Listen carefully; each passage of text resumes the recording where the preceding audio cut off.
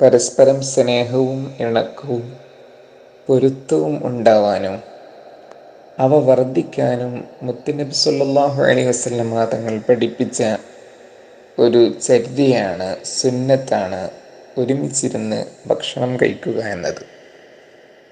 ഒരിക്കൽ അവിടെ നിന്ന് പറഞ്ഞു, കുലു ജമീഅൻ വലാ തഫറഖു ഫഇന്നൽ ബറകത മഅൽ ജമാഅ. നിങ്ങൾ ഒരുമിച്ചിരുന്ന് കൂട്ടമായി ഇരുന്ന് ഫുഡ് കഴിക്കുക. നിങ്ങൾ ഭിന്നിക്കരുത്, വേർപെട്ടു പോകരുത്.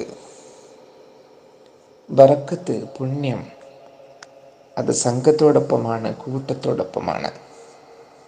പ്രിയപ്പെട്ടവരെ, ഭാര്യയും ഭർത്താവും മക്കളും കുടുംബത്തിലെ പരസ്പരം കാണാൻ പറ്റുന്ന അംഗങ്ങളെല്ലാം കൂട്ടമായി ഇരുന്ന് ഒരു ടേബിളിന് ചുറ്റും ഇരുന്നു കൊണ്ട് പരസ്പരം ഭക്ഷണപാനീയങ്ങളൊക്കെ പങ്കുവെച്ചുകൊണ്ട് ഫുഡ് കഴിച്ചാൽ ആ കുടുംബത്തിൽ വലിയ സ്നേഹവും ഇണക്കവും മനപ്പൊരുത്തവും ഒക്കെ നമുക്ക് കാണാൻ കഴിയും.